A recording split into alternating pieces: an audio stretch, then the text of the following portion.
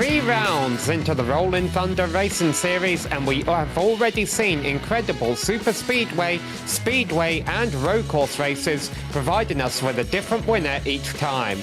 Today, we go old school racing with not only the Gen 4 Cup car, but the bumpy Atlanta Motor Speedway.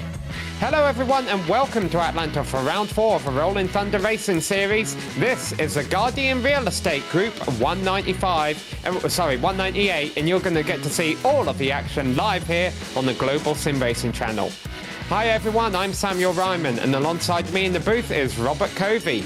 Behind the scenes is our director Ryan Bauer, and he's using cameras provided to us by Dougie Beard. Well, this is the Atlanta Motor Speedway, as we mentioned before the repave, so it's not the flat-out kind of super speedway style racing you see nowadays, but it still has plenty of excitement with close finishes, and tyre wear going to be the story of the day.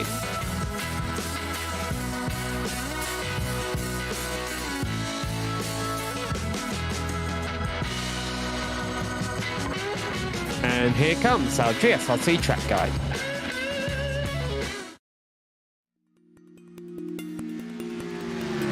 Welcome to the Atlanta Motor Speedway, an iconic staple on the NASCAR Cup schedule since the doors opened back in 1960.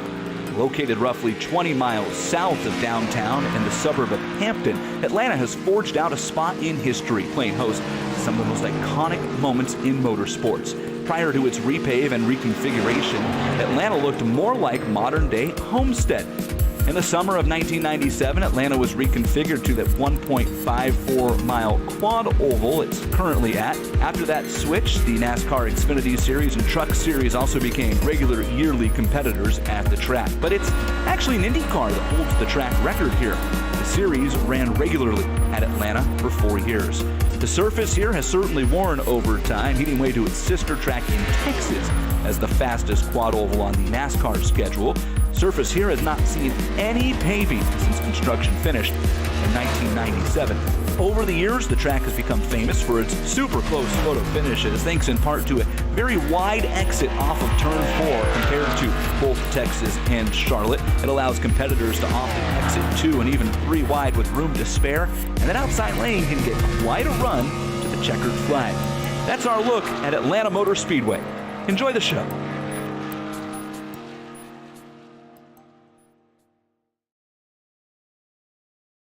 And now we know a little bit more about Atlanta's Motor Speedway. Let's bring up our track details here, Robert.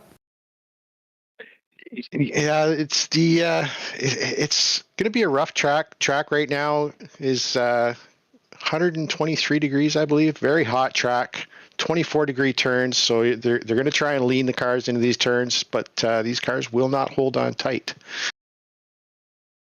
Absolutely not. There's going to be plenty of stories, plenty of strategy throughout today's race, and here are the drivers who we're going to be keeping an eye on after the opening 3 races of the season. The championship standing still very close, 1 point separating Colin Weatherholt and Daniel Eberhardt. And you pointed out, Robert, that had Eberhardt not ran out of fuel on the final lap at our last race at Watkins Glen, he would be leading the championship.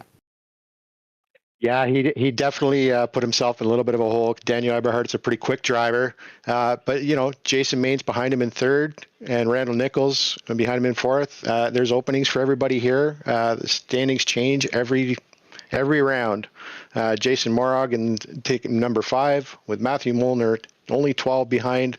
Scott Crump, Seth Reed 15, and Matthew Robinson, Ryan Johnson 16 is your top 10 driver standings. Yeah, Jason Maines third there was your winner at Daytona, and then third in the points there, fifth in the points, Jared Mogard, he was your winner at Las Vegas. So this is round number 4 of 20. It's 132 laps. This is a NASCAR Gen 4. That's the car that was before the car of tomorrow, which came around year 2008.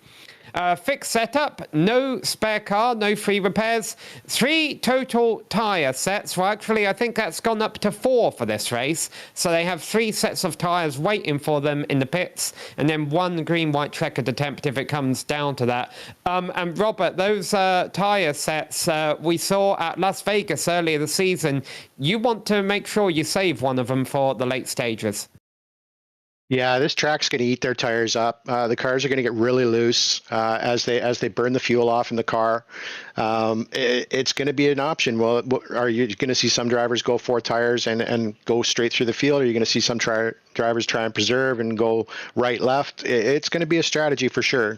But you're going to need tires at the end of this race.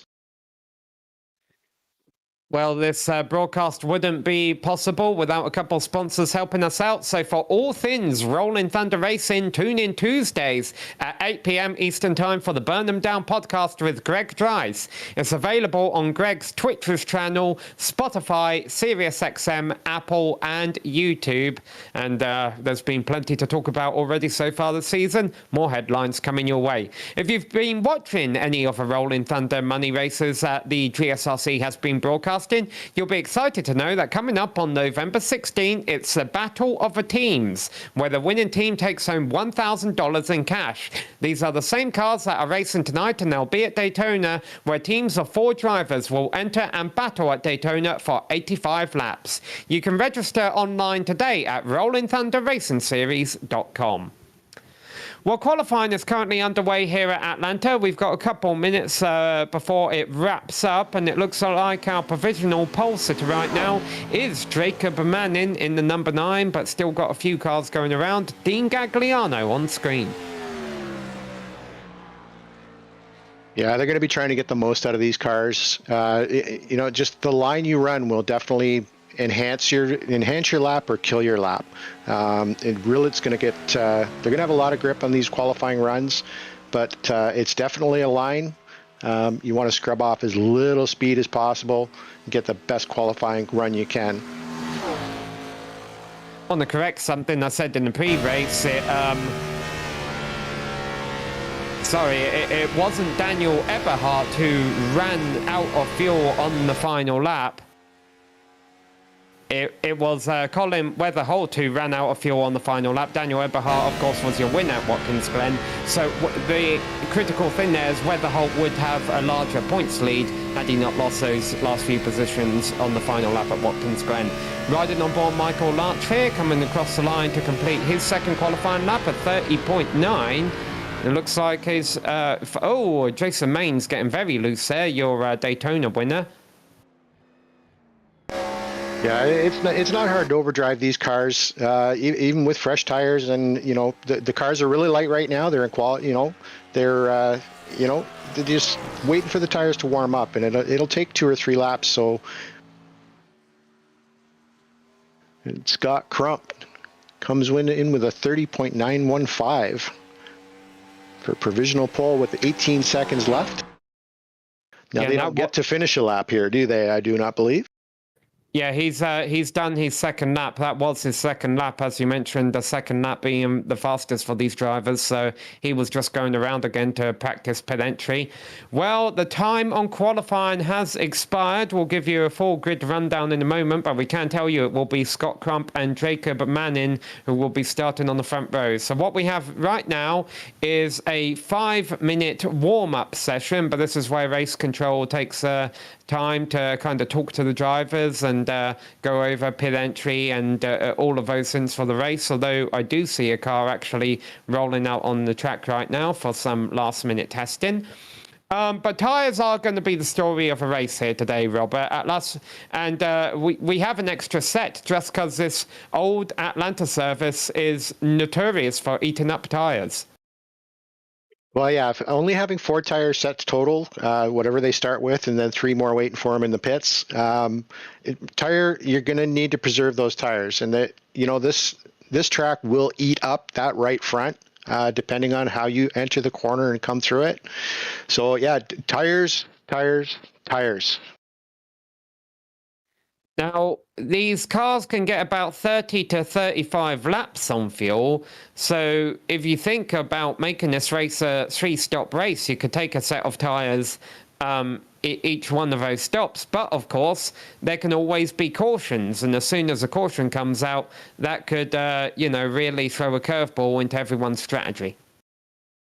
Yeah, cautions will definitely play a huge factor here. I don't think they'll play much of a factor until we get into that first stint.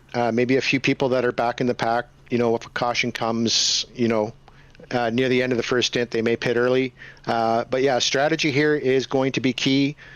Saving fuel is going to be key. And saving tires. And you can see the track temp is quite high. Actually, 110 degree Fahrenheit's a little bit cooler than what it's been through the majority of practice. We're having a lot of clouds overhead. It's 2:30 in the afternoon virtual standard time, so right there in the middle of the day. So it's not really going to cool off anytime soon.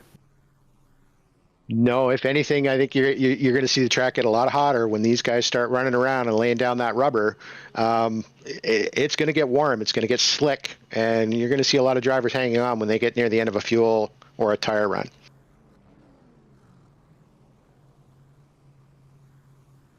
Yeah, no cars on track currently. It's a quiet Atlanta Motor Speedway, but it will be busy in 2.5 minutes' time. As we mentioned, Scott Crump and Jacob Manning on the front row. We've got about 30 cars here today, and we've also got some onboards, and you can see the drivers just getting a final breather in before we go racing here in a couple of minutes. Yeah, it's fun to see the difference. We got 2 drivers running VR. We got 1 driver tweeting. The differences in driving and differences in driving style. And it's nice we can see their wheels. It'll show us how much they're having to hang on to the car and correct the car through the corners and through the chute. Going to be fun to see some onboards. We got some great onboards in the last race, side-by-side finish, and huge grins on both those guys' faces when they came across the checkered line. It's fun to see.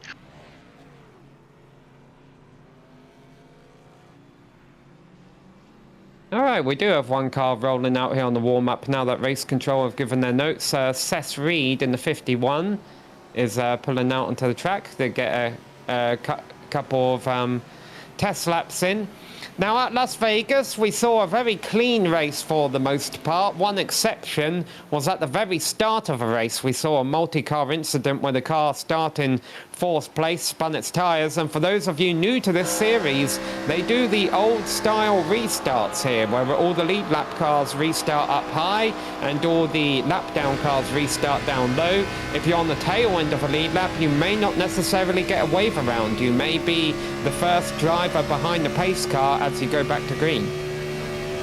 Yeah, it's what I've heard a lot of drivers say they like about the series is they do everything as old school as they can to go with the cars, and it's fun to see. It's great to see. If you're going to run a Gen 4, let's run Gen 4 rules as best we can. And Seth Reed just sets the fastest lap with a 31.102 in practice. Riding on board our points leader, Colin Weatherholt. So again, to correct my earlier mistake, he is the points leader. He would have still been the points leader if he hadn't ran out of fuel at Watkins Glen, but his point lead would be more like 5 or 6 points rather than just the 1 point it is over Eberhardt right now. Well, here we are into the final 10 seconds of warm-up. So the drivers gathering their final notes, and that means we can start to talk about our lineup here for tonight's race at Atlanta Motor Speedway. Starting on pole position will be Scott Crump in the number 11 car. Jacob Manning will be starting to his outside. I believe he is one of our 3 onboard drivers tonight. Daniel Eberhardt, second in the points by only 1 point, will be starting 3rd ahead of Dylan Jones in 4th place. Seth Reed is starting 5th ahead of Michael Larch, and then on row number 4 we have Ryan Johnson and Matthew Robinson. Jared Mogard, watch out for him. He won Las Vegas. He'll start 9th ahead of Bo Tafani. Yeah, I think coming up in 11th, there's our last week, a little bit bad luck, ran out of gas. Colin Weatherholt starting mid-pack beside Jordan Barub in 12th. Matthew Molnar in 13th with Lane Doyle alongside him in row 7. Sean Corrin in 15th and Luke Smith in 16th. Dean Gagliano in row 9 with Brenton Barker in 18th. William Schwindhammer and Joshua Suss round up the 20. And then rounding out our 27 car field, here's Randall Nichols and Jason Kelly. Jared Haynes and Jason Maines, your Daytona winner, starts 24th and last of the drivers who turned a lap in qualifying. Then we have Drew Ballesteros, Donald Fisher and Darwin Hansen. Well, just one pace lap here at the Atlanta Motor Speedway. We showed you all of our onboards just a moment ago. They are Ryan Johnson, who will be starting from the 7th position, Lane Doyle, who will be starting from 14th, and Jacob Manning, who, as we mentioned, will be starting 2nd. 27 cars just went by our camera right there as the field works through turns 1 and 2, and we're getting set for 132 laps of racing action here in Atlanta, Georgia.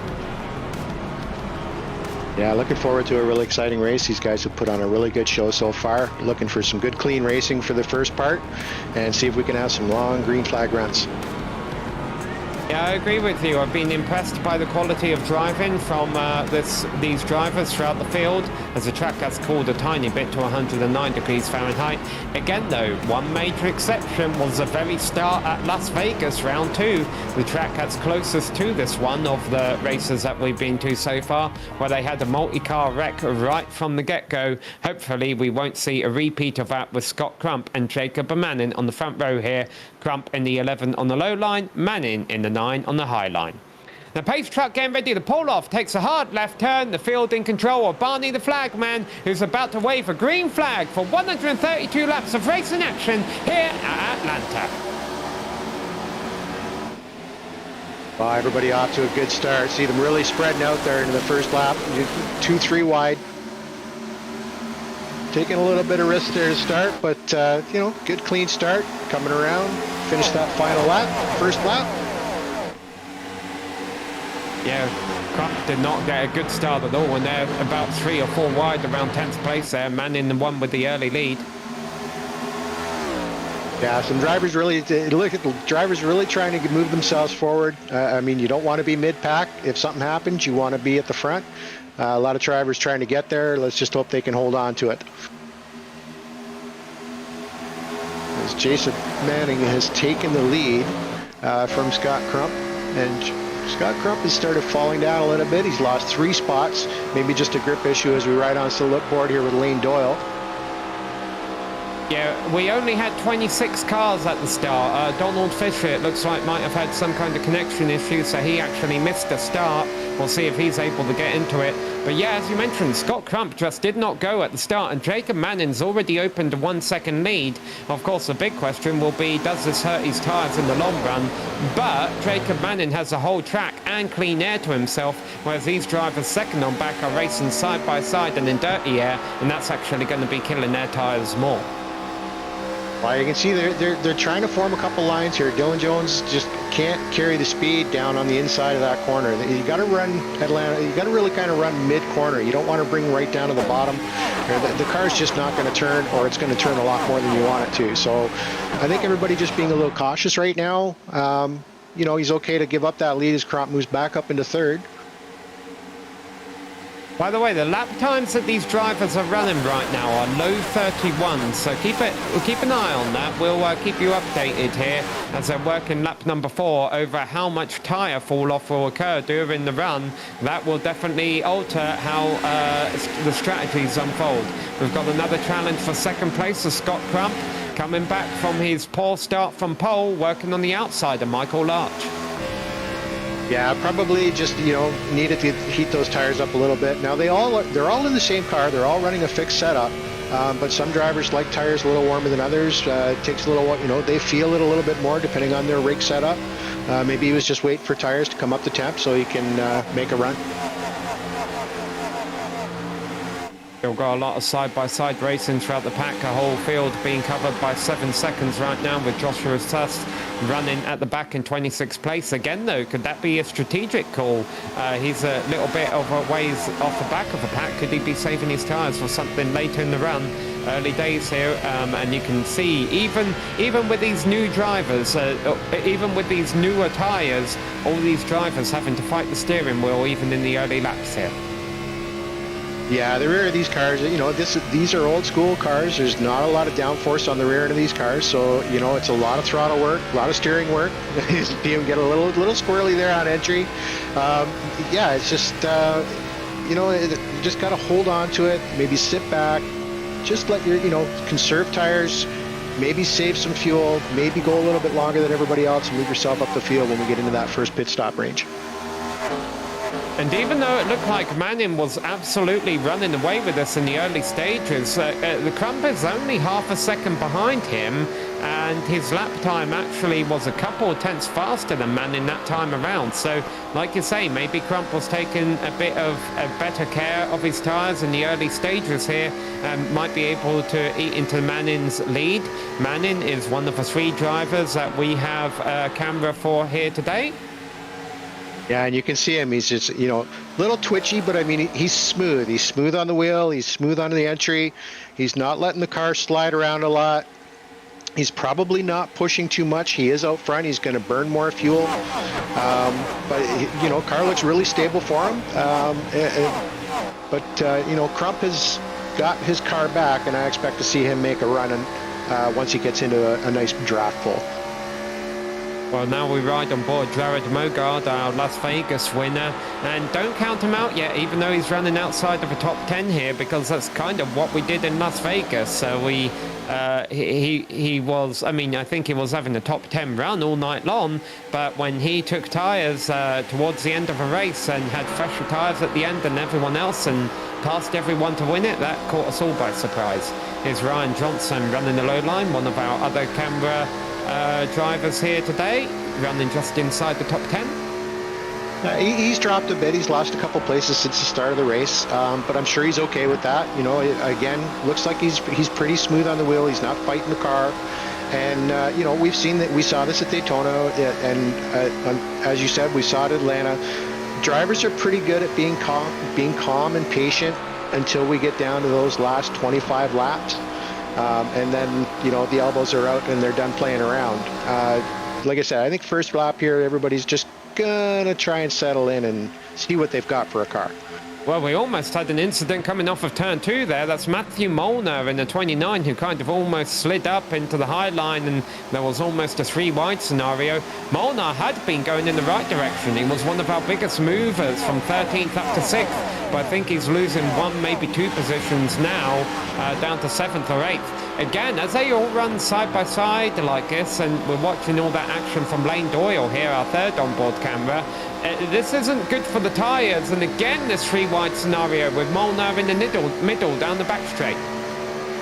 Yeah, and you saw that little wiggle by Lane, you know, just catching the car, maybe just got on the gas a little too soon, just the car just kind of lit up, see, just those little twitches, little twitchy with the car. He's having a hard time holding on to it as he loses some air off that right rear quarter panel.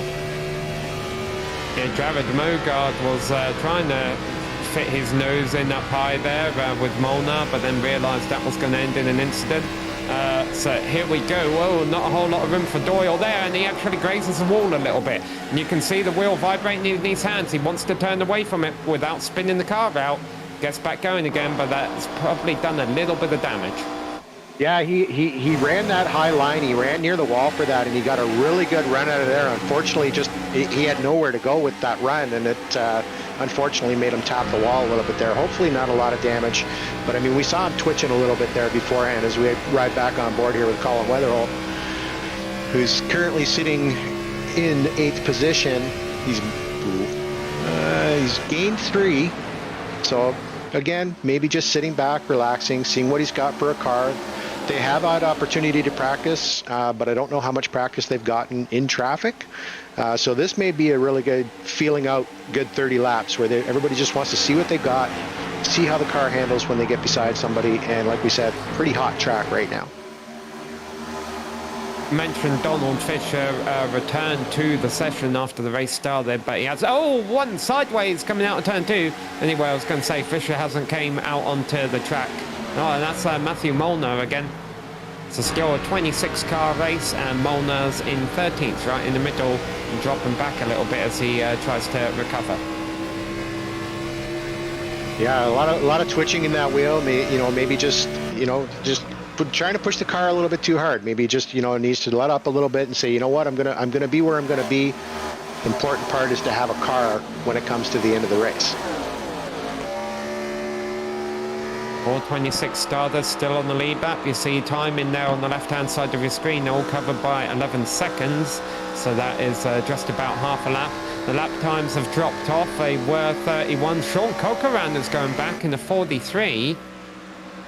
Well, and Jacob, I mean, his last lap was a 32.7. So yeah, the tire fall off is extensive, and you know we were on board with Jacob there, and you could see from when we were looking at him at the beginning of the race to now, he's really working that wheel as we ride on board here with Seth Reed currently in 8th position. Yeah, we've seen a couple little moments so far today, but I think Sean Corcoran did have our first big moment last lap. He had a moment coming out of turn 2, and if you look at his car right back now in 21st place and dropping back, it's really pancaked on the right-hand side, and that's a 43 STP car. But right now, we're staying up front because we've got a nice battle shaping up for 4th place. Yeah, you can see Ryan here. He's got to, you know, can he get his 2 for 1, or, you know, does he risk it? Took it really deep into the corner there, see what he can get for braking. But not a lot of movement in his wheels. So, I mean, he looks like he feels like he's still got a lot of grip. We're about halfway through a fuel load here. So I'm sure the rear end of those cars are starting to lighten up just a little bit more than most of them would like. Yeah, and the lap times are off 2 seconds a lap from what the race started. Yeah, extensive. That's a lot of fall off. Almost 2 second fall off after you know, half a fuel load, half a set of tires. I think one of our leaders just had a little bit of a connection blip, but everyone seems to be back out there right now. Oh, one car loose coming out of turn 4 there. Didn't quite catch who that was. Well, whoever it was, it looks like I got away with it. If it was Seth Reed, it looks like he's recovered quickly, because here he goes with a large pack of cars ahead of him, looking for opportunity to try and move up. Yeah, I think you're going to see a lot of wiggles on corner entry now, you know, unless they can keep up on the brake bias. And, you know, a lot of the cars, they're really stepping that rear end out, just trying to find the grip and get the car launched out of the corner. I have been told when they come through the chute there, once they're down to the end of a tire stint and low on fuel, they go 3 wide here. Dylan Jones takes him 3 wide. He's got a huge run. Oh, and he's going to come up and block him. Nope, he's going to let him put his nose through there. Nicely done. It was Ryan Johnson giving him a break there. But if you look ahead of this pack, there's a side-by-side battle for second. Eberhardt, second in the championship. Our winner at Watkins Glen has just taken 2nd place from Scott Crump. Again, still only 1 second back of our race leader, Jacob Manning. Yeah, you see it. You can see, you know, Crump's going to try and take him back here on the inside. You saw Eberhardt get a little squirrely on entry there, a little bit close to the wall. But, you know, Crump's not letting off him. He's going to push him through the corners. We get battles in back for 4th, 5th, 6th. And Sean Corcoran has brought the number 43 STP Pontiac into the pits. Significant right side damage from where he brushed the wall out of turn 2 a few laps ago. So that does leave us with just 25 cars really in contention right now. And Molnar's car also showing damage there on the 29 ahead of us. Yeah, it looks like he's got a fair amount of damage on that car. It looks like it's kind of, he's got his hands full with it. Looks like the rear end just wants to twitch out on him. Got some, you know, right rear damage from catching that wall. And obviously can't just take it into the corner there. The rear end wants to step out on him. You can see him get really loose there through the chute. Look at the gap for the race lead. Eberhardt was about a second back of Manning not too long ago. He's already ate it down to half a second, so we'll keep an eye on that as our leaders close up the front. But even if you are struggling on your old tyres right now, there's only about 10 laps left until the pit window, so they'll all be hanging on. Well, yeah, and I was just going to bring that up. You know, we got about 10 laps before, you know, we hit our you know, drivers coming in. So I believe we were 32 to 35 depending on fuel. So I would expect to see Jacob come in here probably in the next 6 laps. He's holding onto the car. It's getting a little twitchy on it for him on exit right now. So I'm sure those rears are pretty hot and not happy with him. Still got a nice little battle you see in the background there for 5th, 6th, 7th and 8th. But you know what? Everyone's been giving each other space here in the early stages, even though we've had some a lot of side-by-side racing. Yeah, and we've seen this. You know, like everybody's pretty respectful. Everybody wants to will take their time as we ride on board here with Ryan Johnson. You know, moved himself up into 5th position. He's you know, Hansen has finally brought his car into the pits with that damage that we were talking about. Go ahead, Robert. Oh no, I was just going to say, he actually, you know, he looks like he's still pretty smooth. He's still pretty comfortable with the car. I mean, he's still only running, you know, he's running 33.4s, but, you know, so is everybody else. So just hold on to it, keep the car together. We come up into, you know, coming around here for lap 28. 3 or 4 more laps as Eberhard is just kind of closed right up on Manning here. A little tap to the wall there. Yeah, definitely want to avoid doing that. So we've already seen Hansen fall out and Sean Corcoran fall out. So that leaves us with 24 competitors here in the top 2 on nose to tail as they complete lap 27. With Jacob Manning holding on ahead of Eberhard, but everyone's using the high line now. Is Eberhard going to brave a low line to try and make this move?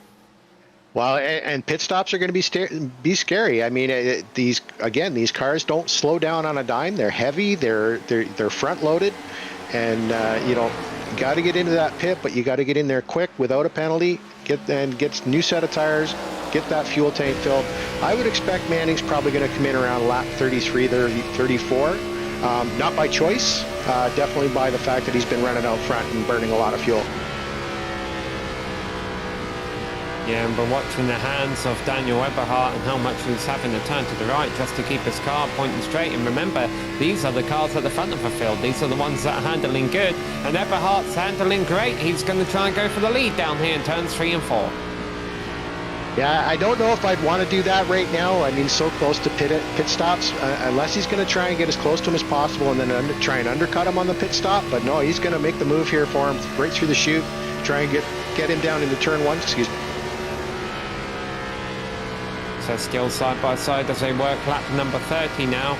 Doing some basic math, if you want to split this up evenly, lap 33, 66 and 99, and then add another 33 to that and you get to lap 132.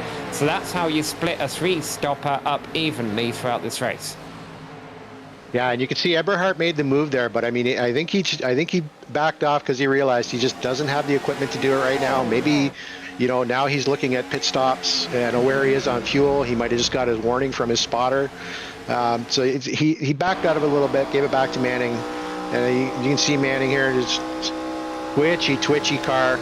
I mean, that doesn't look like a lot of wheel movement, but that's a lot of, yeah, his hands are hurting from gripping that wheel, holding onto that car. And again, they're going down low in turns 3 and 4 here, and Scott Crump is following them down low. As a matter of fact, everyone behind them following them down low in turns 3 and 4. So the fact that Eberhard can't get by Manning, even though it looks like Manning's used up his stuff here and does seem to be slower than him right now, it's actually bunching up the leaders. In fact, back to 7th place now is just covered by 3.5 seconds. Yeah, last lap, you know, Eberhard was only 5/1000ths of a second off Jacob's lap time. So, you know, is he going to try the undercut here, or is he going to try for the pass? Maybe he's going to come into the pits here, lap 32. I would say probably 2 more laps Eberhard will go, maybe both of them. Whether or not they're going to communicate and tell each other they're pitting, or we'll have to see how this wheel goes out. And Scott Crump just sitting here in the background waiting to see who blinks first. Well, Matthew Molnar blinks first. He is the first one to pit for tyres, but he absolutely overshot pit entry. He was speeding. He was outside the commitment cone. I think he's going to get a penalty. Yeah, that's always a shame here. Yeah, I just heard something. I think we're going to have our leaders pitting in the next lap. Colin Weatherholt into the pits. He's able to get it down. So that's really one of our first up front contenders. Yeah, pit road is starting to get busy now. These are the people splitting it up that know their 33 times table. Yeah, definitely. And I mean, I'm sure Weatherhold is thinking about last week's race at the Glen, and thinking I'm not going to play that game this time. I'm going to play it safe and keep as much fuel as I can get. As Crump slows it down, yeah, we got Crump and Manning coming into the. Manning we might not have got that slowed down as Eberhardt goes around for one more lap. Yeah, well, now he was running behind Manning, so he saved a little bit. Okay, so nice, no black flag for Manning, so we'll see how his pit stop goes here. And just Molnar has gotten a penalty for his pit entry. Yeah, he was the first one to come in, and it was quite visual that he overshot that. So Eberhardt is out there on older tyres right now, and this could really hurt him. He's going to come into the pits. Is he going to get down to 50 miles an hour in time? Nicely done. Yeah, sure, he just wanted that extra. If he had it, he figured he'd get that extra lap in there, see if he can catch somebody out. Maybe a caution comes out and catch a few drivers out. But as everybody starts to cycle out of the field here, we'll have to see how this plays out once everybody's back up to speed. See Jacob going through the gears there, checking everything out, just seeing how the car feels. It's probably going to be twitchy on cold tires. So yeah, definitely have to take it easy on that out lap, but can't take it too easy or could lose a lot. I think that will complete our round of pit stops now. Joshua Suss is still out there. So remember, I mentioned earlier, as Manning easily goes by into lead, Joshua Suss was kind of taking it easy at the back of the pack. Maybe this was his strategy all along, is to go a lot deeper than everyone else. Well, yeah, and I mean, he's on the lead lap, so I mean, anything can happen through these pit stops, and for this 132-lap race, you never know what's going to turn out, and we've seen that both at Daytona and Atlanta. That STP car is Sean Corcoran, who ran into trouble earlier on in the race, so not part of a fight up front there. Suss, he's who we're riding on board in the pits here, so now everyone has made their first pit stop of 3 scheduled pit stops, and we've been clean and green so far here at Atlanta Motor Speedway in the Guardian Real Estate Group 198. As we ride back on board here with Ryan Jones, he's got fresh tires, probably feels good underneath the car right now. We'll see if he makes a challenge here to move up on Eberhardt, or is he just going to kind of sit quietly behind and again make your way to the next pit stop. Just keep your car clean and wait until the end of the race before you make any heavy moves as he passes the 43. You can see on time in the scoring there now, Molnar has lost a couple of laps as a result of his penalty. Also, go ahead. I was going to say a couple of drivers have fallen a lap down. The field has definitely gotten spread out now. That being said, our top 6 still covered by 3 seconds. Yeah, just looking at the lap times here, and I mean, Jacob Manning's, they're all running about 31.3s, 31.4s. So they're all on pace right now. So nobody really has any extra equipment. We'll have to see how they use up their equipment and who moves forward.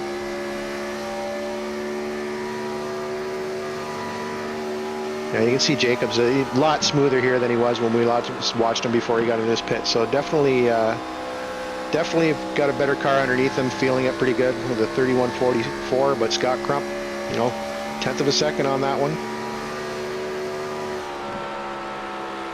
Yeah, so again, top 6 not covered by too much. Head in the second pack, if you will, is Matthew Robinson. I don't think we've mentioned him at all tonight. He's been running solid, started in 8th, is running in 7th.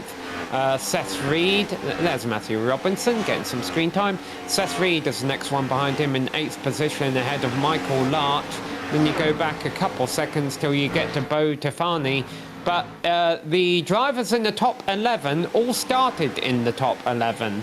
The first driver who's kind of messing things up for people who like to see people finish where they started, not that there's many of those out there, is the driver in 12th, but more on that later. Here comes Scott Crump for the lead. Yeah, he's been running quicker laps, so it's sure he was going to take the opportunity to get around. I'm sure he wasn't happy about losing that lead at the start.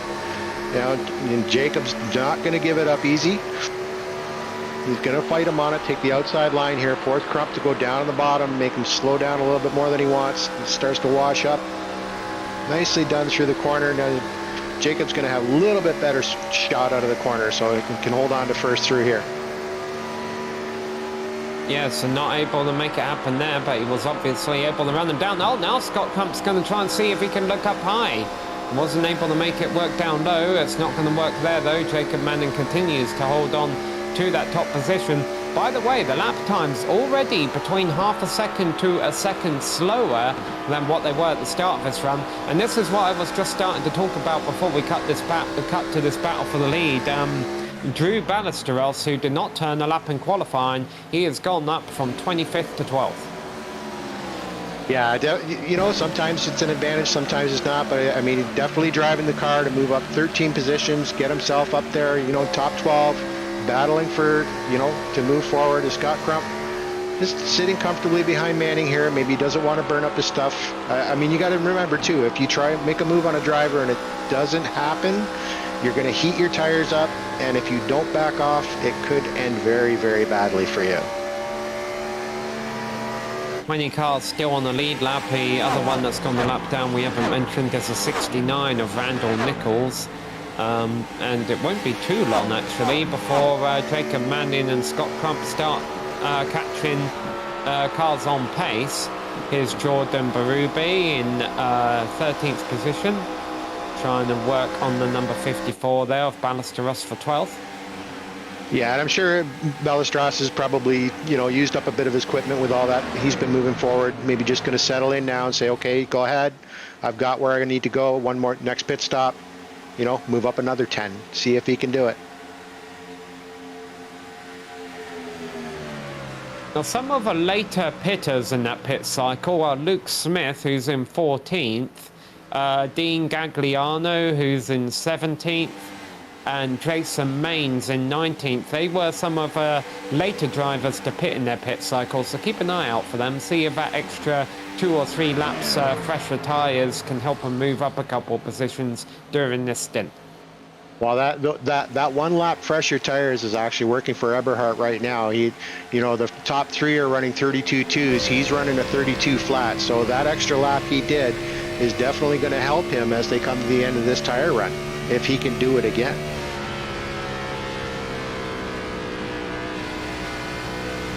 Things really closing up between the top 4 here. This is what we saw with Jacob Manning in the first stint of this race. He got a massive lead, and then the cars behind him caught him in the long run, but it's so hard to pass, and Manning's doing a good job of blocking their runs that he's able to kind of keep them all behind him, but then that packs them up behind him, and as a result we've got an exciting thing to broadcast here where we've got the top 4 cars covered by less than a second. Yeah, they're definitely starting to open it up a little bit. You know, they've got that first stint underneath them. They know where the car's going to start to fall off. They know what they've got before near the end of the fuel run. You know, it's always about that first round of pit stops to figure out, okay, this is where my car's going to be when I have to pit again. How do I want to run this? How do I want to run this stint? I've got a nice new little feature here on my timing and scoring system where it highlights in red anyone who's less than 2 seconds behind the driver ahead of him. The only driver in the top 14 who is over 2 seconds behind the car ahead of him is Matthew Robinson in 7th. Everyone else is someone in their windshield. Yeah, very, very close racing.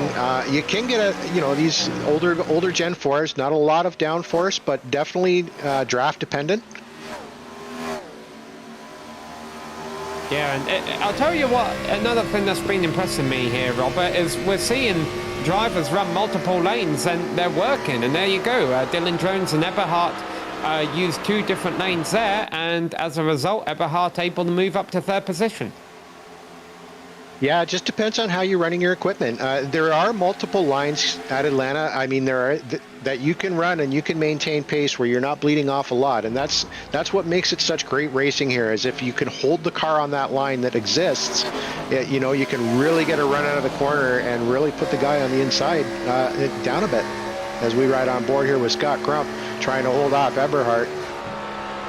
Yeah, we'll see how this works out for him. There hasn't been a whole lot of passing up front today, but Eberhard wants to change that. He really wants to work his way toward the front. And here he goes. He might be about to take second. Yeah, he's going to force Krupp down onto the inside there, see if he can run the outside line and get a better shot out of the corner. Make Krupp use up his equipment. And you see him slide right up to the wall there, grab that cushion, and back on the fuel.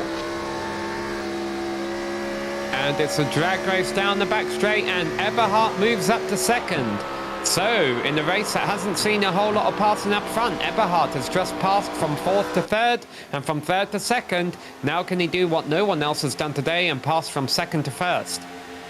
Well, and he's given it a shot. He's tested the waters there a little bit in the first stint, and I mean they're running about the same. He's running about a tenth of a second faster than Manning right now.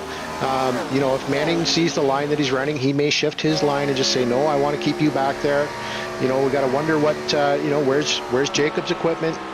They're 20 laps into a stint here, or 20 laps into a stint. So yeah, it's not long before they're going to be pitting again. Yeah, the lap times have dropped off to the high 32s. Again, remember your 33 times table, and we'll anticipate seeing a lot of the cars in again around lap 66, so about 12 laps from now. But here we go, Eberhard's up alongside Manning. We've seen drivers get alongside Manning before, though. Can Eberhard finally seal the deal as there's a battle for third behind them? Yeah, I don't think Eberhard has enough to try and take him on the inside. As you can see, that side by side 1, 2, side by side 3, 4. Just running the equipment. Ooh, a little loose through there. I'm sure Eberhard saw that, but with the lap car there, that just clipped off the wall. Yeah, hit the wall hard. That's Danny Hansen, who's already multiple laps down. So, like I say, got a bit hairy there. Yeah, the cars could take hitting the wall for maybe once, as long as you hit it nice and square. But yeah, you don't want to be doing that too often. As we ride on board here with Eberhard, see, Manning's giving him a little look on the inside, but not really enough to make a run at it. Eberhard is being very cautious. He's not forcing him and making him move up. Mind you, wow, a really wide entry for Manning there. But he's going to get the run out of the corner. Yeah, Eberhard, you just can't get the power down enough coming down that inside line. Jones and Crump are having a similar scrap for third place right behind. Here they go. They're almost to each other's doors as they throw it off into turn 3. The 11 of Crump, Alpulsa 2, dropped back early, has been up as high as second, but as the top 2 running nose to tail, almost looked like they were doing a bit of bump drafting down the front straight, which was not recommended in this car and not recommended at this circuit. No, you definitely don't. You want to draft, but you definitely don't want to bump draft, because bumping is not good here, not good in these Gen 4 cars. You get up underneath the car in front of you, and especially this far into a lap run, tires are going to let go and you're going to spin them, and it's not going to be a happy day for him or you. Eberhard playing aero games. That's why he was tucked right up behind Jacob Manning. He was trying to get him loose through turns 3 and 4 and move him up a track. It worked, and now they're using 2 completely different lines. And you saw there's a lap car ahead of them too. Let's see how that factors into things as they go down the back straight. Yeah, Manning got really loose there. Yeah, see, take a deep breath, because he knows he's coming up on lap traffic. And Eberhard, he can run that bottom line. And, it looks like Manning can take that bottom line too, but if he can stick Manning on his outside and get him caught behind that lap car, then he's going to get around him, and it's not going to be anything that's going to burn up his equipment. Oh, and Eberhard's gotten stuck behind the lap car of Jason Kelly. He may risk losing second position here, as he has to go from the high lane to the low lane. And kudos to this lap traffic. Jason Kelly is running in 20th place. Even under green flag conditions, we're almost halfway through the race before competitive cars starting to go a lap down here. We've obviously already lost about 6 cars, but a lot of them were drivers who were involved in incidents or had pit road penalties. Yeah, like I said. Oh, contact! Hard into the wall goes Kelly. The 11 clipped him. We're still green, but the lap car of Jason Kelly hit the wall hard over in turn 1.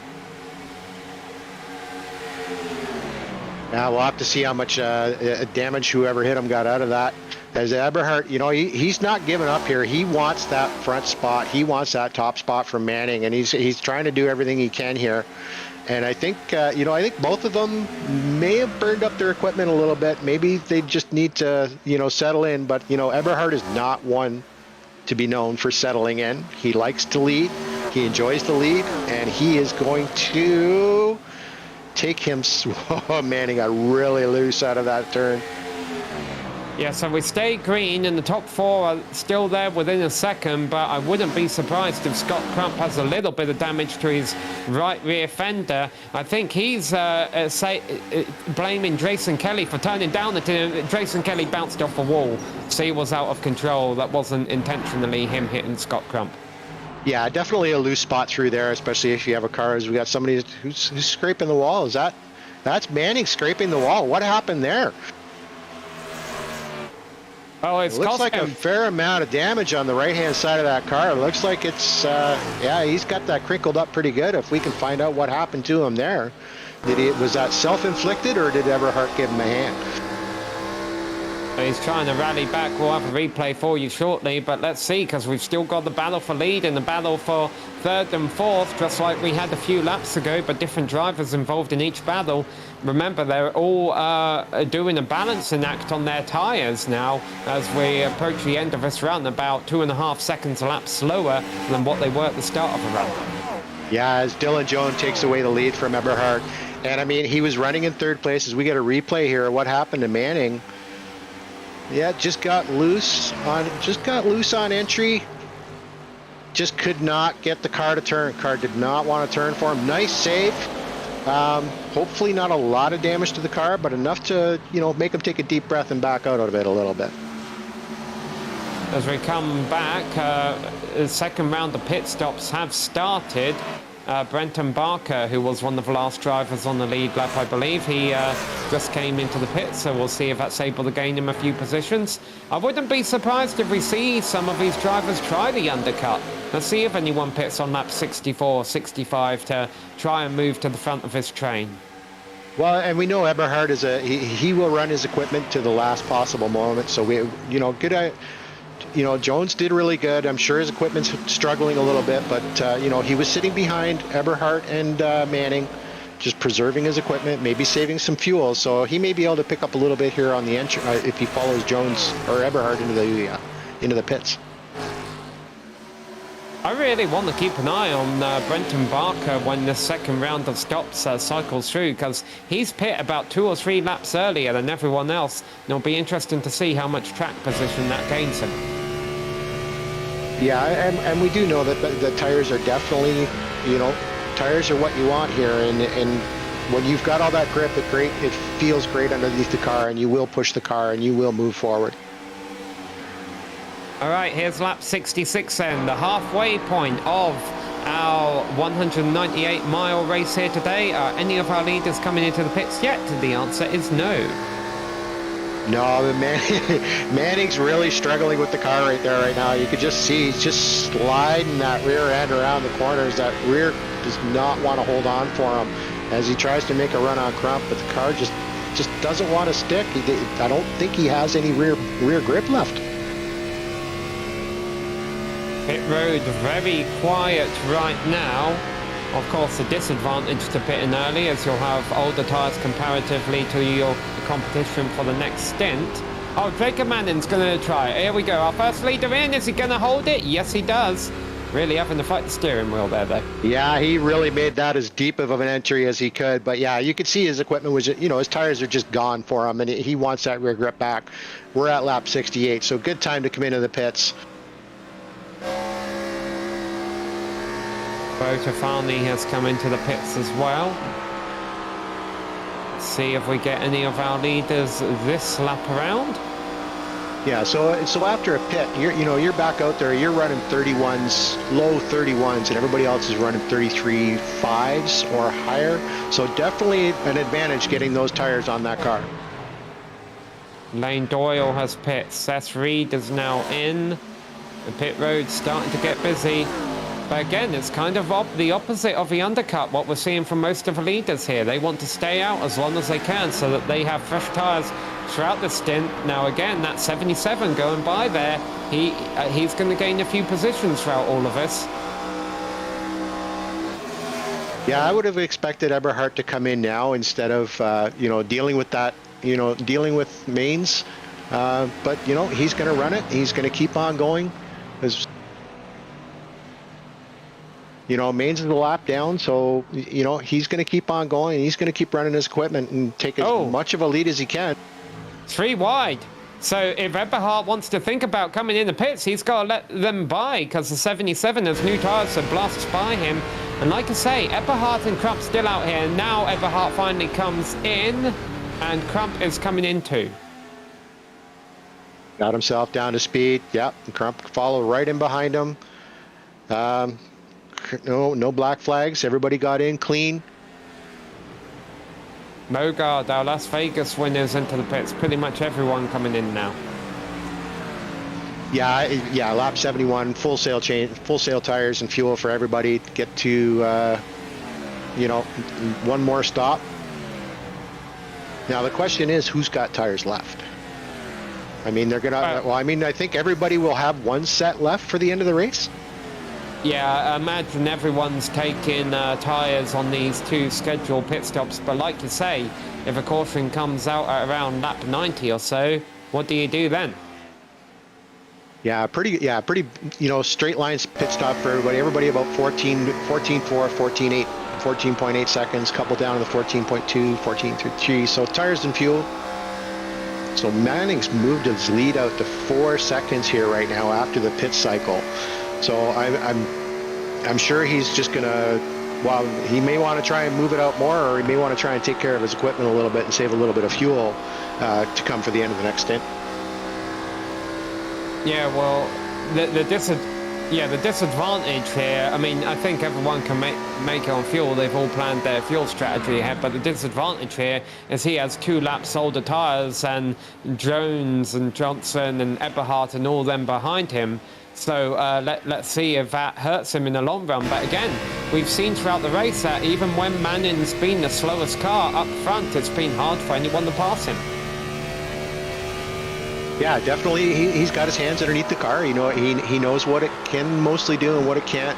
As Johnson runs a 31, Manning's in 31.5s. So yeah, that having that nice lead, I'm sure his hope is that when they do catch him, they've got just as much equipment as he does left as we are right on board here with Ryan Johnson in third. 1.93, really coming close to that wall. Yeah, and Ryan Johnson half a second quicker than Jacob Manning last time. By the way, Jacob Manning just put Brenton Barker a lap down again. So it worked for Brenton Barker temporarily. He was able to get back up onto the lead lap in 16th, but now, of course, he's got older tyres than everyone else. Here is the battle for 3rd position then. Eberhard going to take it from Ryan Johnson, maybe.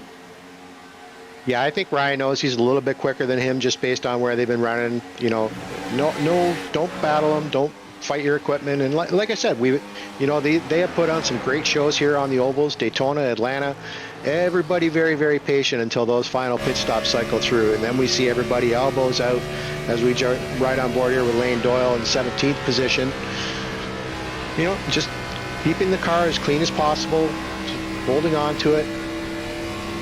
Yeah, Lane Doyle, one of the first cars a lap down there in 17th. There's just 14 cars left on the lead lap now. In fact, these are the first 3 cars 1 lap down here.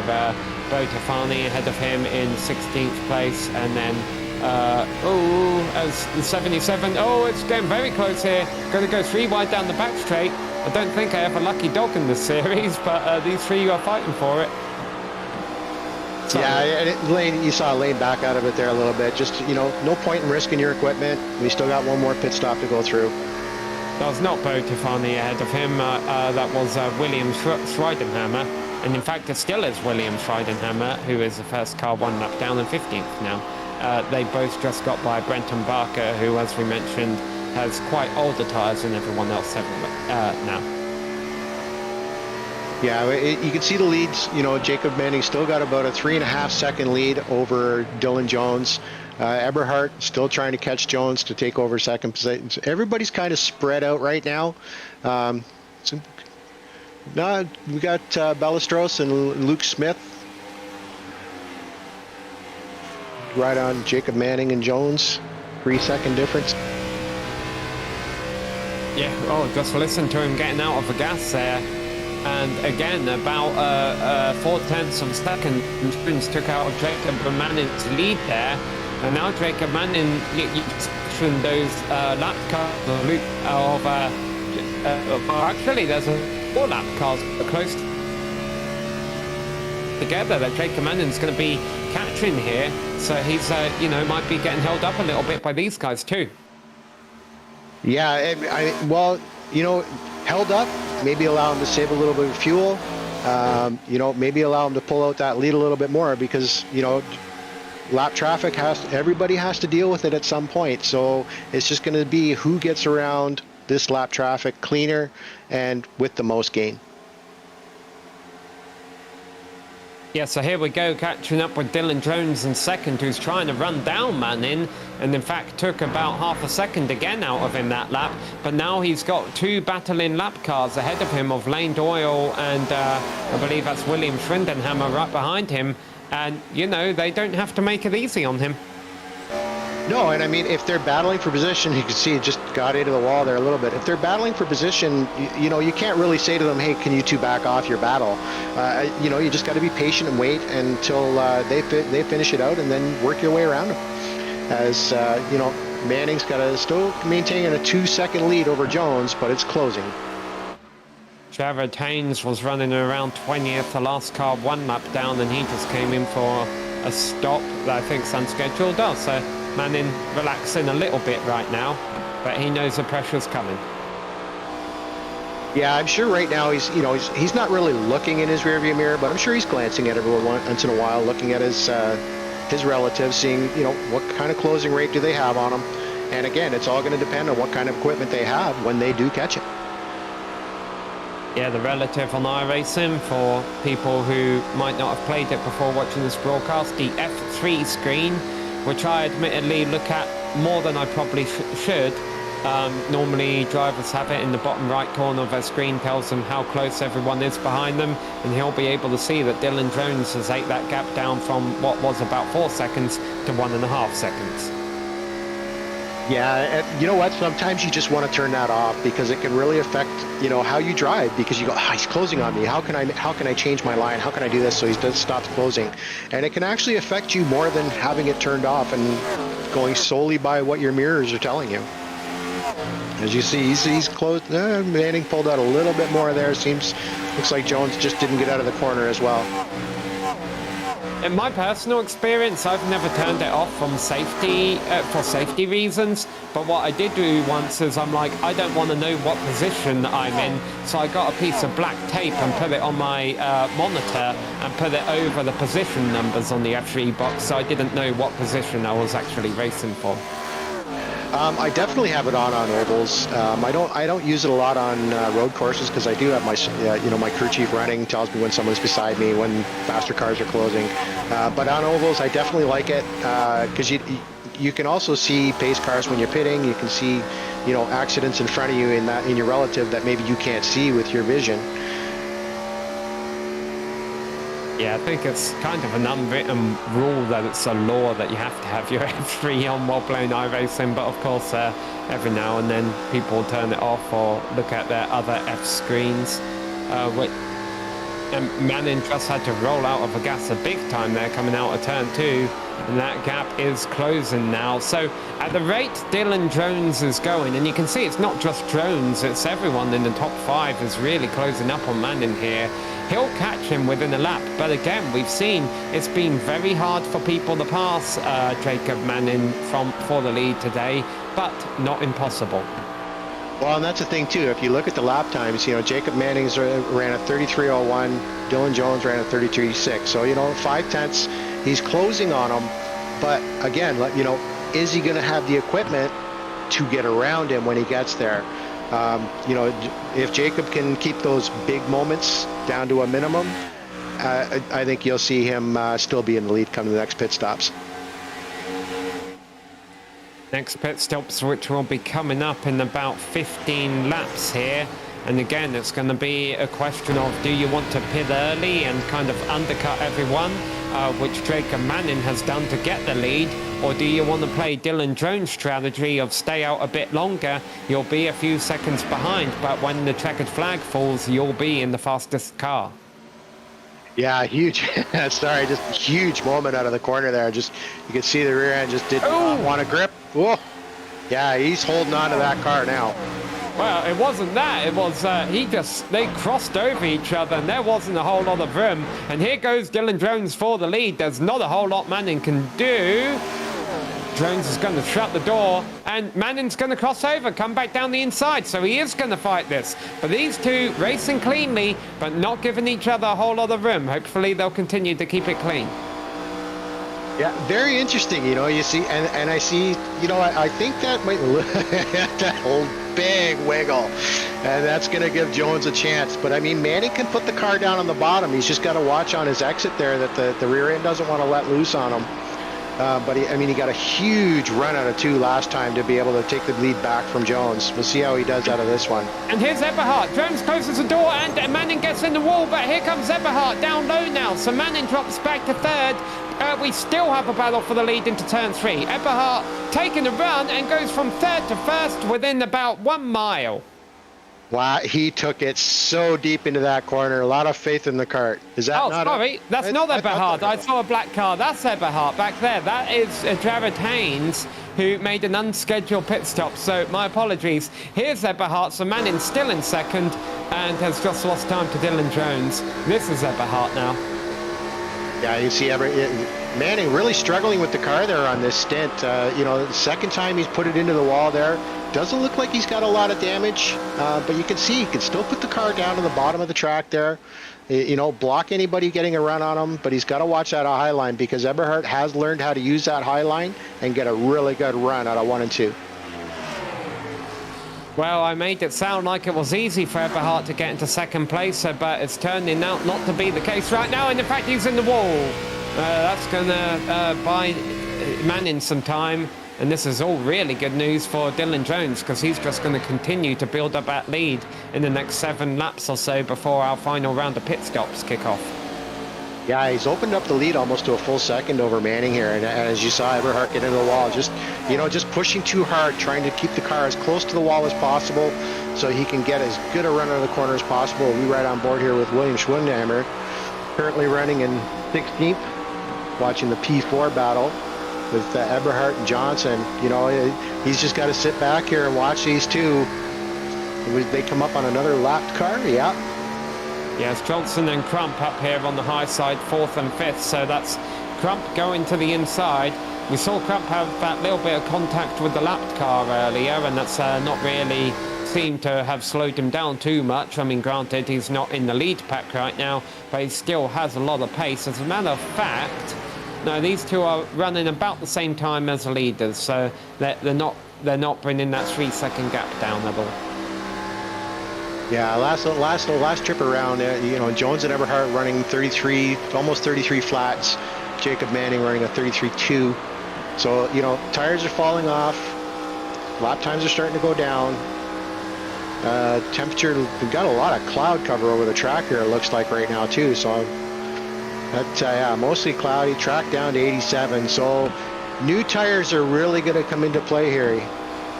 Yeah, track temp of 114, and that's with all these clouds. I worry how hot this track would be if it wasn't cloudy. Hey, second place, changing hands. Now Eberhardt is making a move on Jacob Manning.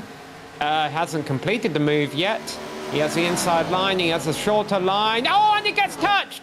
Manning spins him around, and Manning and Eberhardt are in the wall. First caution of the day comes out, and lap cars into the back of him as well. No, that's Johnson. It's Johnson been back of them. Oh, now did he get help, or did he just lose the rear end coming into the chute there, coming out of the corner? I'm not sure if Manning got it. Did Manning get up underneath him? Yeah, well, I mean, we'll watch a replay. You know, I don't want to be a judge that puts someone in jail before, you know, the lawyers have had the chance to speak. Let's see what the replay says, but I think he hit him. Yep. Yeah, definitely got into him there and spun him around.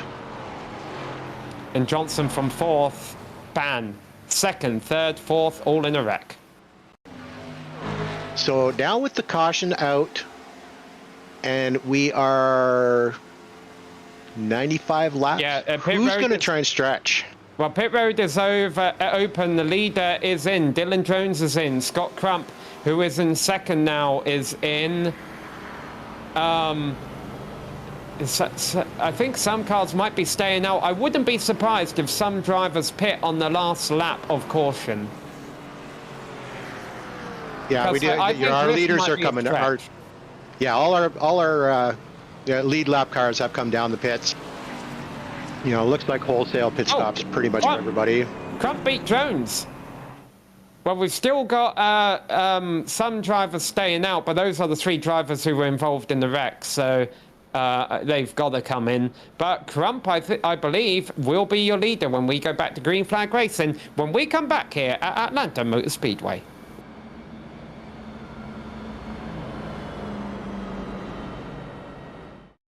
Racing isn't easy, but experiencing it is. iRacing puts you in the driver's seat with the industry's leading sim racing game. Drive on laser scan replicas of the greatest racing circuits from around the world. Go head-to-head against other drivers chosen by skill-based matchmaking to ensure competitive racing at every level. Compete across all your favorite series.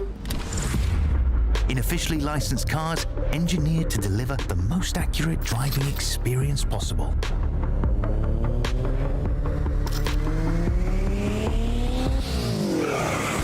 Join a race or host your own with players from across the globe. Race against the computer or in a league with friends. Feel the thrill behind the wheel. Visit iRacing.com.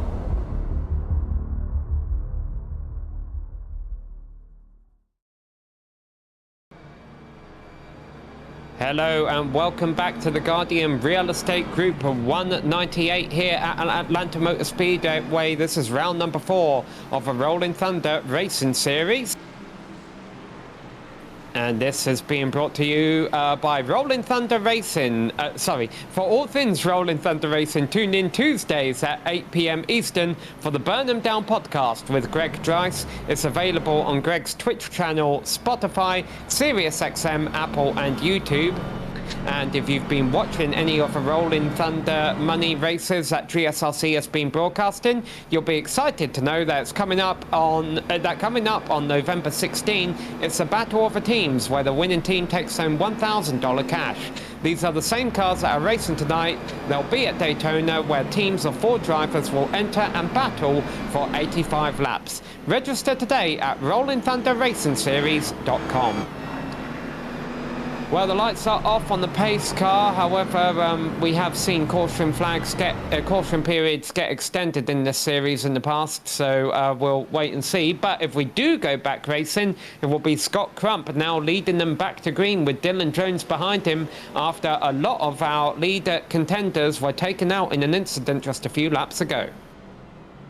Yeah, unfortunate contact between Jacob and Daniel moved them to the lap down in 14th and 15th place. Scott Crump's had a fast car. Maybe now that he's back out front, we'll see what Dylan Jones can give him. Coming to the green flag. Now 35 laps left to go. I did not watch everyone's pit stop, but I would imagine given the clean green nature of this race, most drivers should have taken their last set of tyres on this stop. The story will now become fuel. Can anyone make it 35 green flag laps? The lead lap cars are up high. Scott Crump was your pole sitter. He's the one leading them back to green. And restarting second is Dylan Jones as the lap cars on the inside get off to an ugly restart. Yeah, that's the scary part about these kinds of restarts. It's lap cars on the inside, so some of them may not take tires, some of them just spin him up, and it could take out the leaders. But we got a good battle here between Jones and Crump. Jones takes the lead over. I don't think Jones wants to give that lead up to Crump. Yeah, we'll see. The advantage of being in second would be fuel saving.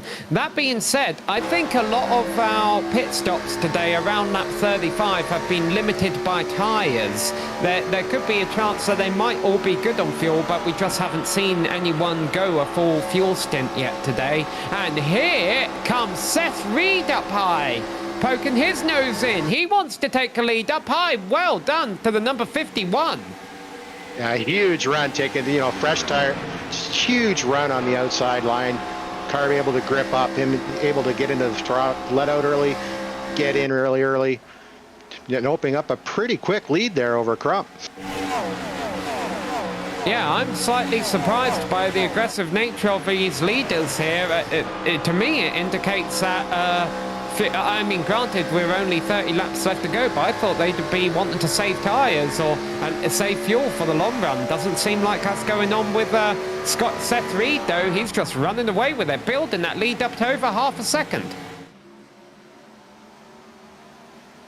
Yeah, really good. Yeah, the high side of the track, they've got everything underneath them right now.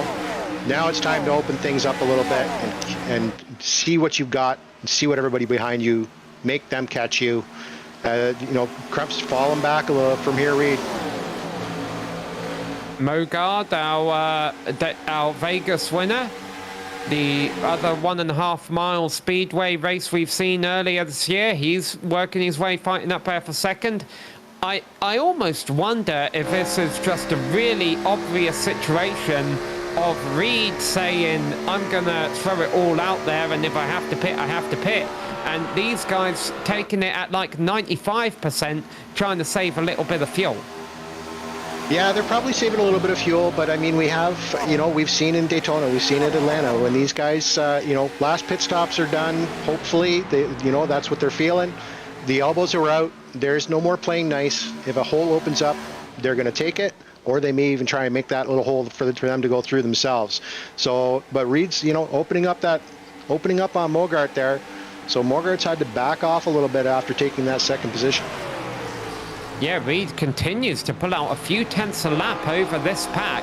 Mogart seems to be doing something similar, although as I say that, he starts to lose a bit of time. Here's Jacob Manning. So Jacob Manning, Ryan Johnson, and I believe it was Eberhardt, they're running 12th, 13th and 14th now, so they've actually been able to get that damage repaired pretty well. Yeah, still a lap down, but I mean, they're going to salvage what they can from this. Definitely, they're going to move forward. Maybe they'll even work together after that incident and just say, you know what? Yeah, all still on the lead lap here, we'll see, and they might be able to save fuel back there as well. Again, look at this gap. Scott Crump has now moved up to the front of this pack, and I've just got to imagine that these are the drivers trying to make it all the way to the end, and Seth Reed, just the way he is absolutely trekking out, that he's not doing that. Or maybe he's thinking, burn fuel now, save fuel later. Yeah, strategy is pretty much out the window with the point in which that caution came out. Who's going to save fuel, who's not. Do you save fuel? Is just going to be the question. Pretty impressive to see 15 cars still on the lead lap with only one caution so far. Remember, no lucky dogs here.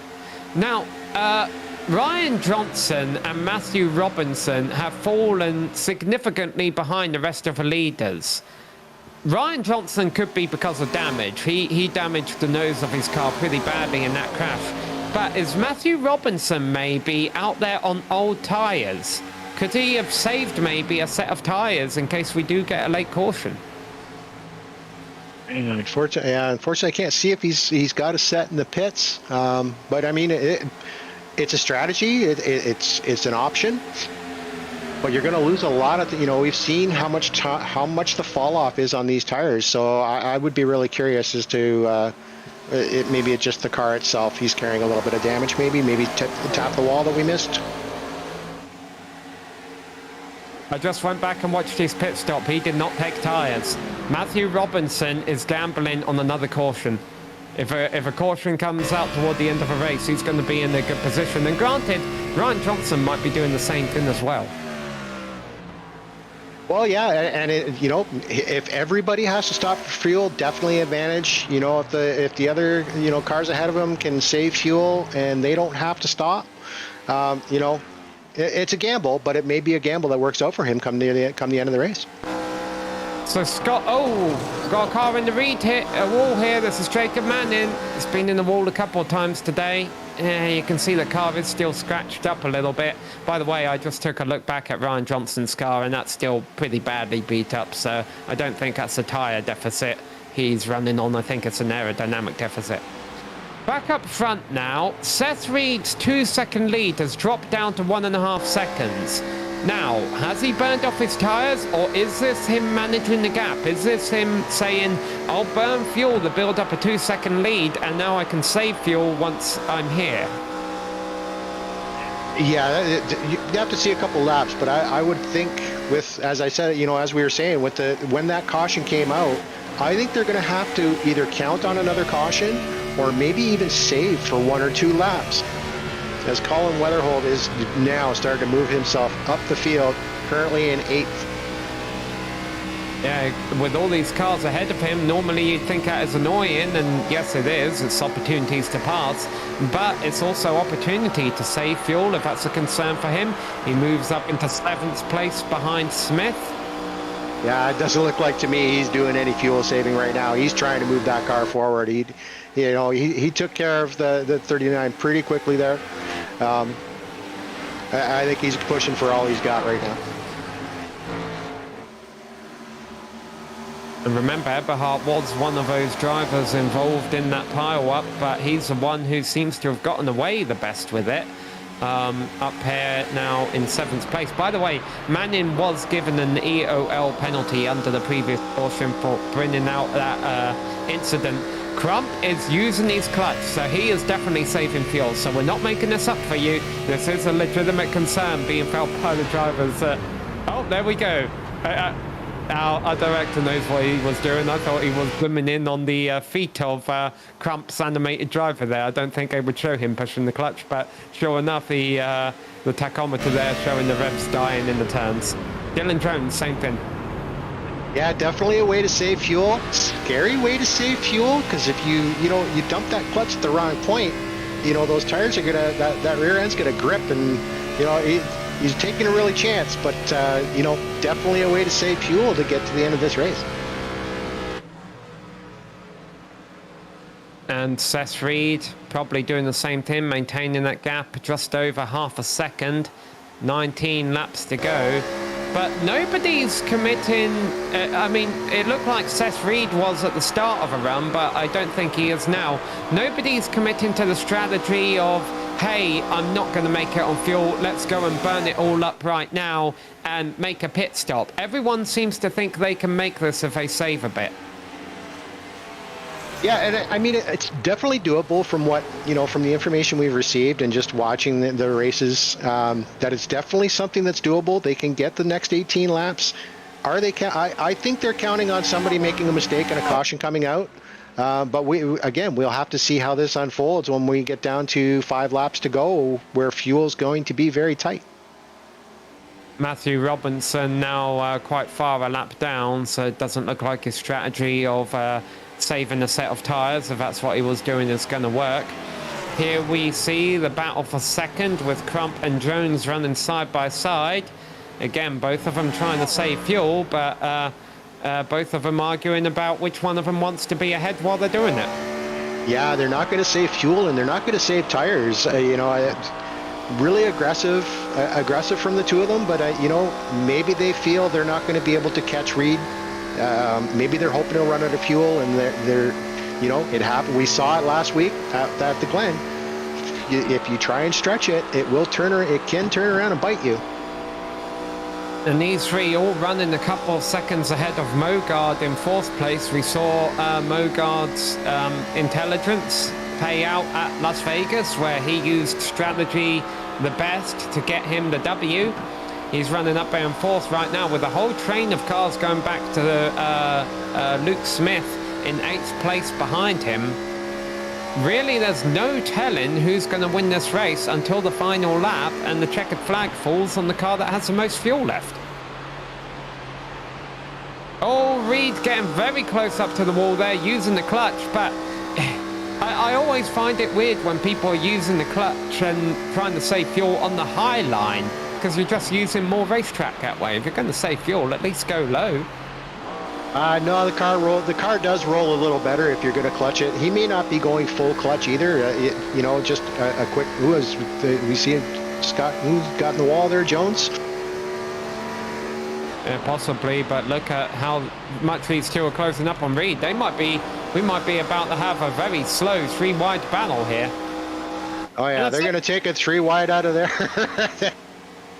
And he got the wall. Oh, and yeah, and so Reed is going to lose the lead and second place as quickly as he took it at the start of this run. So now the battle between Jones and Crump continues, and it's for the lead with 14 laps coming to 13 laps to go.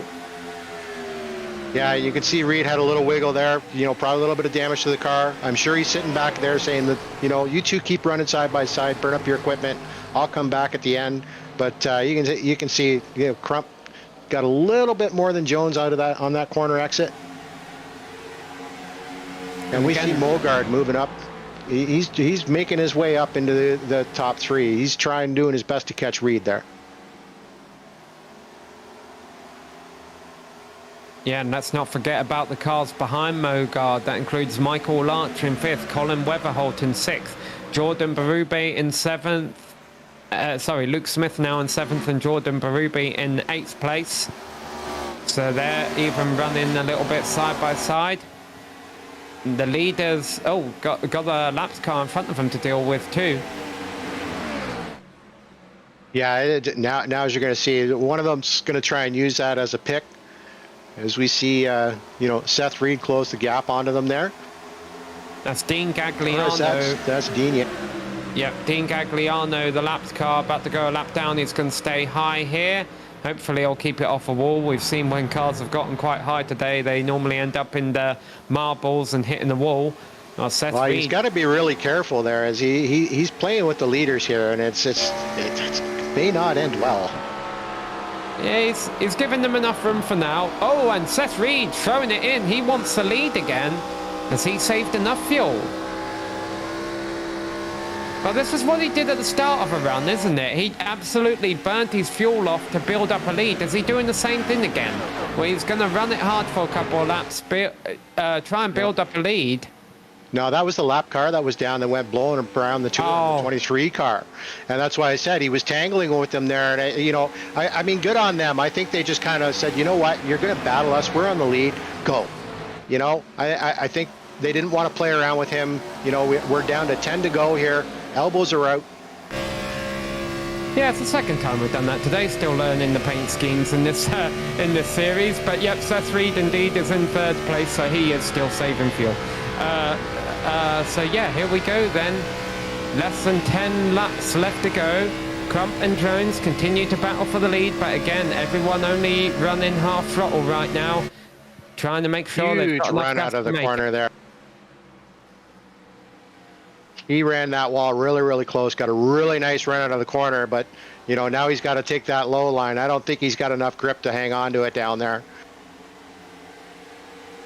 How much of it is a grip wall right now, though? I mean, surely these guys could both run faster if they wanted to. I would say the rear tires, I would say the rear tires are pretty hot right now. They've been side by side now for a good couple of laps, really using up that right rear, really using up that left front. So I would imagine their equipment's quite hot right now and not happy with them. We saw Jones there when he was up near the wall there. He was holding on. You can see he just had to get out of it there. He just no grip at all.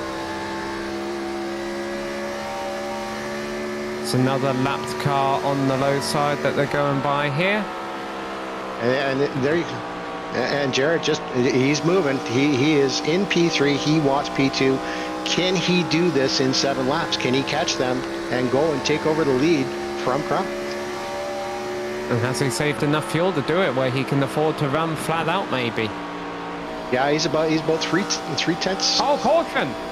And that's not going to end it. It's going to set up for us for a 2-lap shootout. Drew Ballesteros, one of the no. drivers on the lead lap. Poor Drew. I mean, it's great driving today. He'd moved up at least 13 spots. Let's see if does he just lose it? Yeah. I think he thought he was clear on Eberhard. Oh, Yeah. he started to slide up. Yeah, I think he was just trying to slide up, and Eberhard thought he was going to hold it down there, and he was going to slide up. Thought he cleared him and just didn't have enough space. Yeah, the consolation for these two is that there's only 15 cars on the lead lap, and so, I mean, they'll get their repairs. Hopefully, they should both be able to stay on the lead lap, and nobody is going to pit, really. I think pit road is open for the leaders, and no one has any tyres, so there's no risk of anyone getting a wave around and coming to join them. Actually, only... Yeah, but where is their fuel? That's the biggest question right now. Where's everybody's fuel? Does somebody have to come down to get those extra laps? Oh, I think this was a lifesaver for everyone. It looks like, and is that the 54 getting his lap back there up high?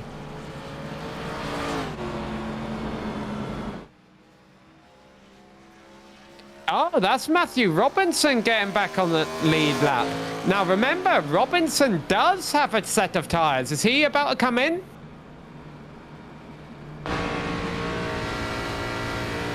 Well, he might catch a pace truck first, because if he pitted right now, he would risk losing the lap again. But I'm very curious to see as Matthew Robinson comes in next lap. Now the problem is it'll be a 2-lap shootout probably. I'm not sure he'll be able to pass everyone within 2 laps, but we do get a green white checkered, remember, if a caution comes out before white, so maybe that could do it for him. But let's see, will Matthew Robinson come into the pits at the end of this lap? Will make things very interesting if he does. Yeah, definitely. He's just catching the pack here. You can see he's going to try and come down on the left. Let's see if he makes that left-hand turn into the pits.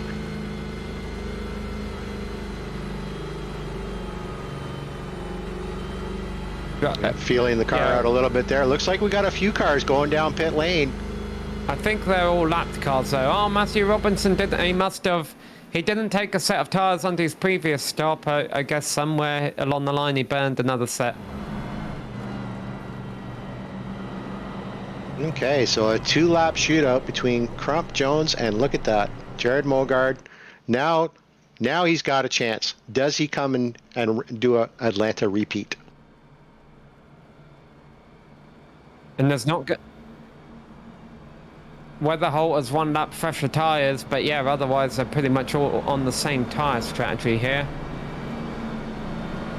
Now, pace truck lights are still on. I'm trying to remember back to the early 2000s. Less than 10 laps to go. Didn't all the lap cars... Yeah, lap cars restart at the very back, so there shouldn't be any inside line. Yeah, I believe it should be single file for the lead lap cars with nobody underneath them, and we'll see. Look at Mogard and Seth Reed saving fuel down on the apron. I thought they would all be good, but you might be right here, Robert. They might still need to save a little bit.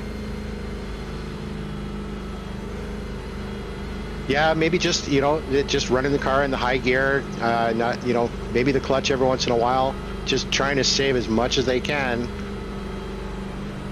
All right, pace truck lights are off. Nobody... I say this with a grain of salt. I do not believe anyone has fresher tyres on the lead lap. I think everyone's the same. Now, you see a lot of cars drop into the low line there. Those are lap down cars being told to drop to the back. I would hope that they don't extend this yellow, because if they do, then we'd just be left with a 1-lap shootout. But we'll wait and see. That is on the low line. That's still Seth Reed using the apron to save fuel. So, Scott Crump, Dylan Jones, Jared Mogard, Seth Reed, Colin Weatherholt, Michael Larch, Luke Smith, Jordan Berube, Lane Doyle and Botafani are your top 10 for our final 2-lap shootout here. The Guardian Real Estate Group 195, round 4 of the Rolling Thunder Series here at Atlanta Motor Speedway. And Scott Crump is going to be the one with the control of the field, like he did for the start of a race, like he did for the restart earlier on, but he lost the lead both times pretty early. Yeah, and it's going to be really interesting to see. We've got 14, what do we got? 16 cars on the lead lap. Anything can happen. We have green, white checkers. We have 3 to go as they get the green flag and get on the gas. Yeah, 2-lap shootout, but a caution this lap would not end it. And Jones right up the bumper of Scott Crump. Could it be our top 2 bringing out our final caution of the race? Hopefully not. Here they go, clean out of turn 2. I should imagine no one's going to try and save fuel here. They're going to be full power if they want the chance of winning this race. The tyres are old. The handling is horrible. Scott Crump has the lead as they come through turns 3 and 4, coming to the white flag. There's the white flag flying as Jones makes an inside move on him. Nice little move there by Jones to come down low. They are not giving each other a whole lot of room, but these two have been running side by side for about the last 15 laps or so, and now is when it matters. And Mogard watching there from third place. There's a wreck down the back straight. It's not going to bring out the caution though, but we have trouble down on the back straight. But it is Crump versus Jones for the win. Atlanta Motor Speedway is famous for close finishes, and we're about to have one here, and I can't call it as they come across the line. It is nose to nose, and it is Crump. It's Crump. 100th of a second over Dylan Jones.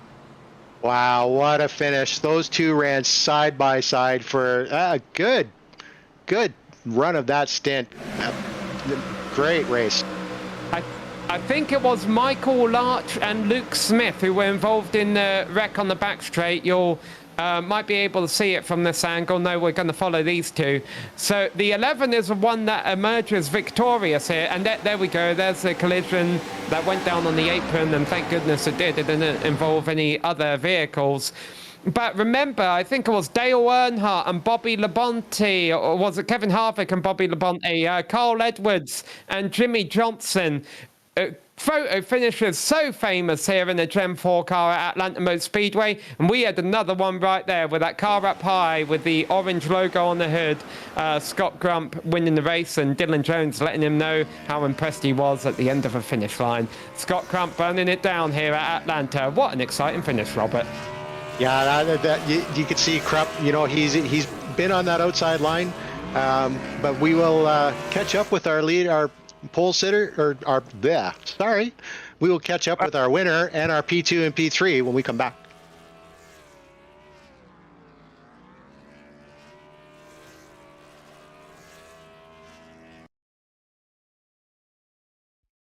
Racing isn't easy, but experiencing it is. iRacing puts you in the driver's seat with the industry's leading sim racing game. Drive on laser scan replicas of the greatest racing circuits from around the world. Go head to head against other drivers chosen by skill-based matchmaking to ensure competitive racing at every level. Compete across all your favorite series. In officially licensed cars, engineered to deliver the most accurate driving experience possible.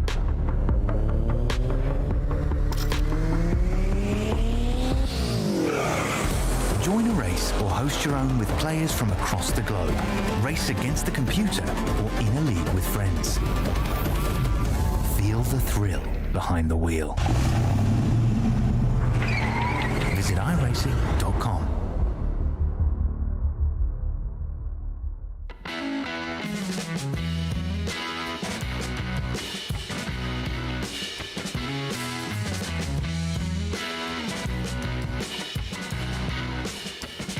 Welcome back to Atlanta Motor Speedway, where we just witnessed 132 laps of exciting action here.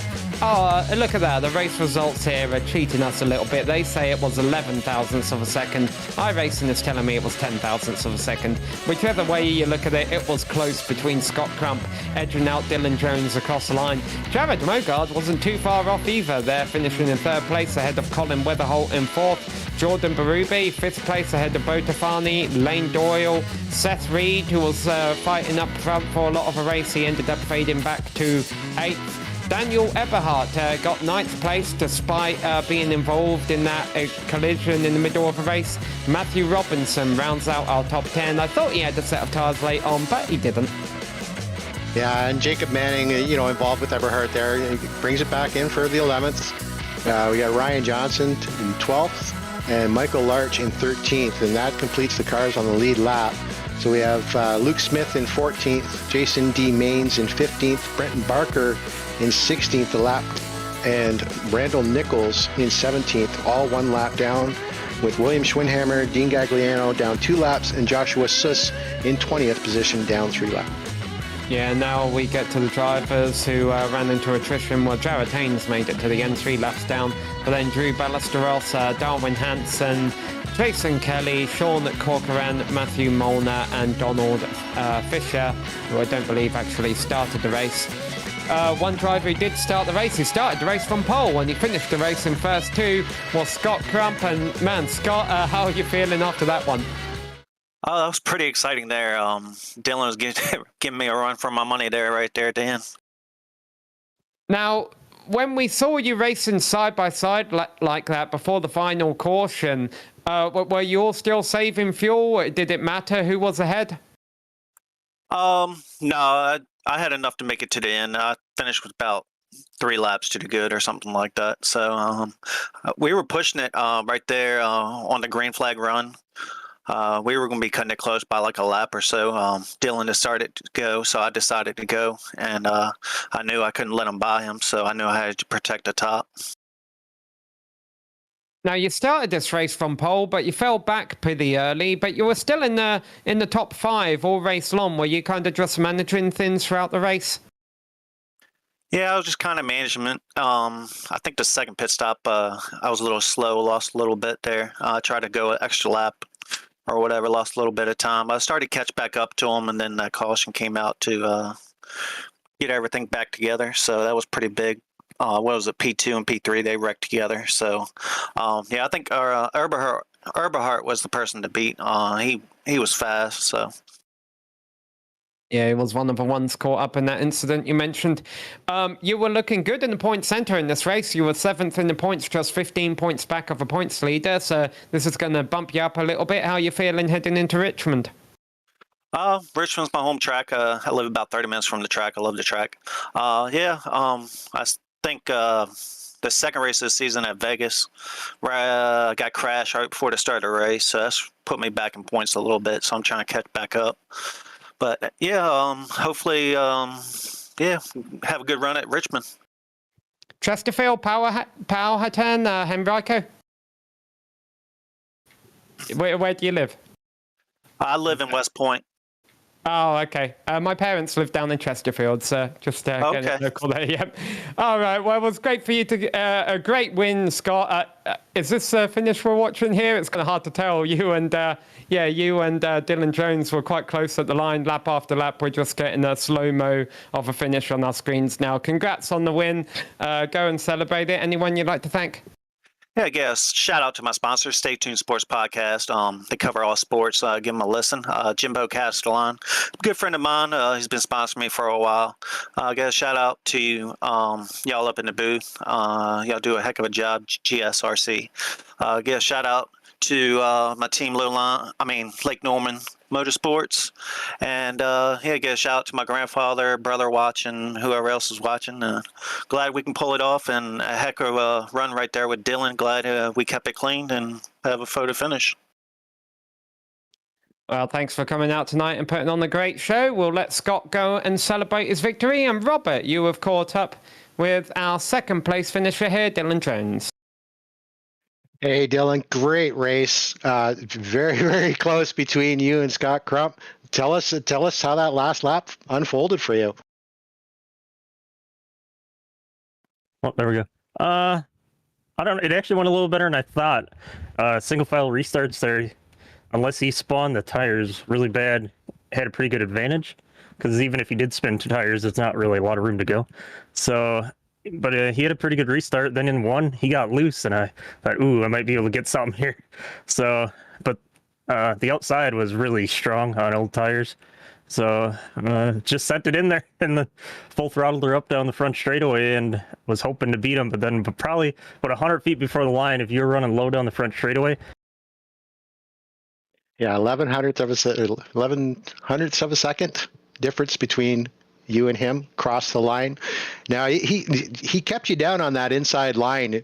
Was it burning up your equipment? How were you for fuel and tires coming to the checker flag? Yeah, he was definitely doing the right thing by forcing me down low, and then even making sure that I couldn't really come up off an exit really far, because it kills your rear tires getting stuck down there. But on fuel, me and him probably clutched the first 20 laps of that run. We had to clutch to make it, but we had enough there at the end.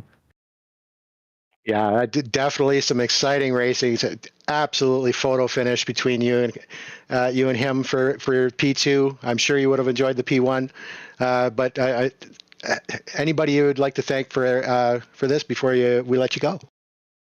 Just thank you guys at GSR for broadcasting. It'll be fun to watch this, and all the drivers out there. I mean, we went probably 90% of this race without a caution, and it was very hard to drive. So everyone out there did a great job.